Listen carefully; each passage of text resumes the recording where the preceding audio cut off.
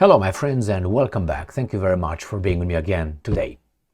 China retaliates again against Trump's tariffs. And it seems like China has more aces in its sleeves than Trump anticipated. Did Trump underestimate China? Miscalculate? What's going on here? Well, I think both. And Trump has only one chance, which he already used, his little chance, which is, in the name of humanity, I will stop the tariffs. Okay, I will just understand that you're hurt, and I will be, letting you slide this time. So let's see with what China slapped the United States of America again. Here it is. New Voice of Ukraine. This is from April 21st, 2025. China stops liquefied natural gas imports from the United States of America amid escalating trade tensions. Now, if China stops imports, are they talking about all imports?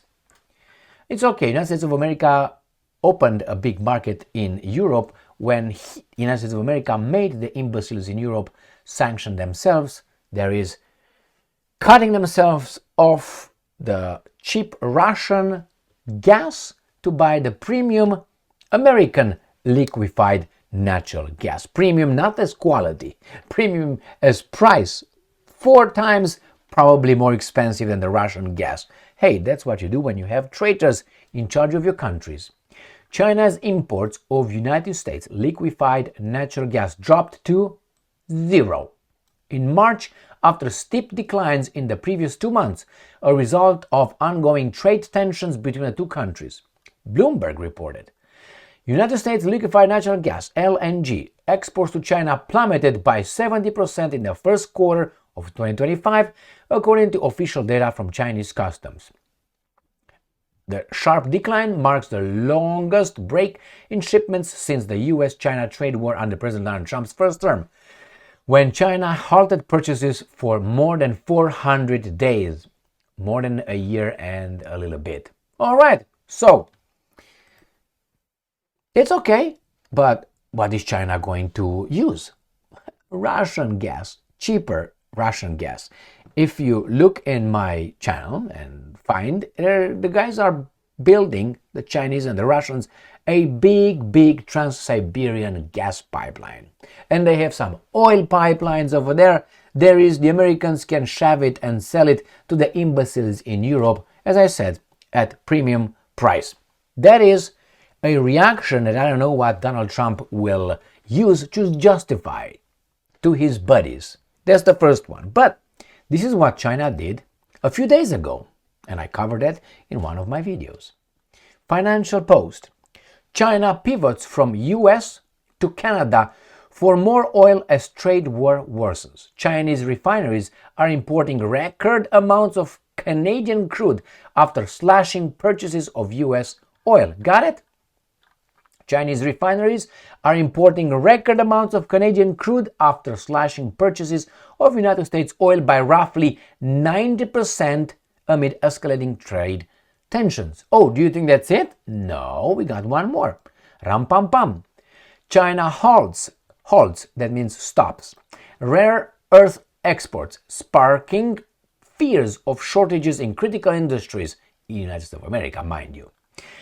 And I'm quoting, based on everything we are seeing, the critical inputs for our future supply chain are shut down.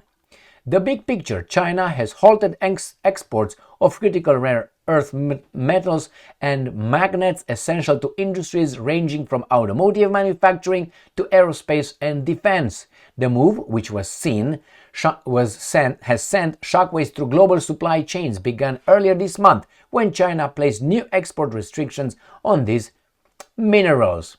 Who do you think they want to hurt? And then we have this. These are some of my videos that I made regarding China smacking, actually this guy right here, the master. I got about, only on tariffs, 13 videos. All right. And the bluff of Donald Trump not only backfired, he has to save face right now. I don't know if the Chinese will allow Trump to save face as Putin allows Trump, or not Trump, the United States of America, and partially Trump to save face. And if you ask me, how is Putin allowing Trump slash the United States of America save face? I will tell you. Well, maybe your media, maybe you heard this already, tell you that United States of America, Donald Trump, is mediating. So the role of the United States of America, they tell you, is the mediator. The person who gets the baboons, the Ukrainians that is, and the Russians, and brings them together and mediates. Says, hey, you know what? Hey, you know what? Stop this, children. But if you don't do what I tell you, then you know what? I let you just get on it. No, that's not what it is. The United States of America is not the negotiator, like the mediator. The United States of America negotiates for the losing side, which it's part of. The problem is they're going to say, you know what, we're not the losing part because we're going to leave right now. You don't leave, you lost. How much money did you invest? How many weapons did you send? The intelligence, the sanctions. You are the biggest party in that war, the biggest. So you can't walk away. You're not you're not the mediator between two. You are the losing one talking to the winners. What is winners? They did not lose. That's Russia's win.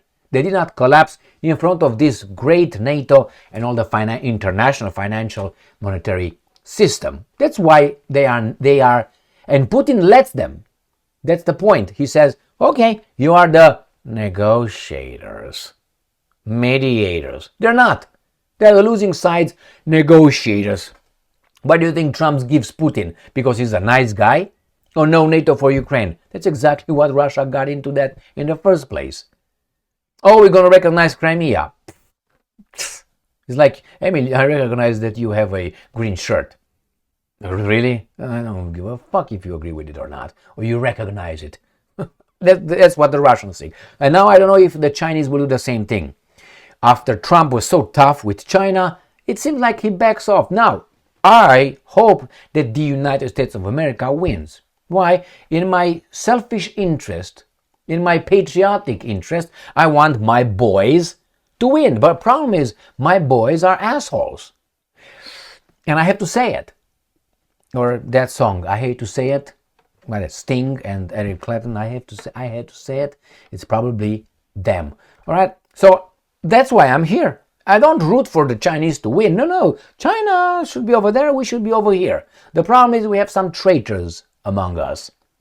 And those traitors sold our manufacturing to them and to the East. And not only to the South and South America and to the East Asia. Why? Cheap labor. And we, supposedly, our elected officials allowed capital to fly. Where was the capital formed?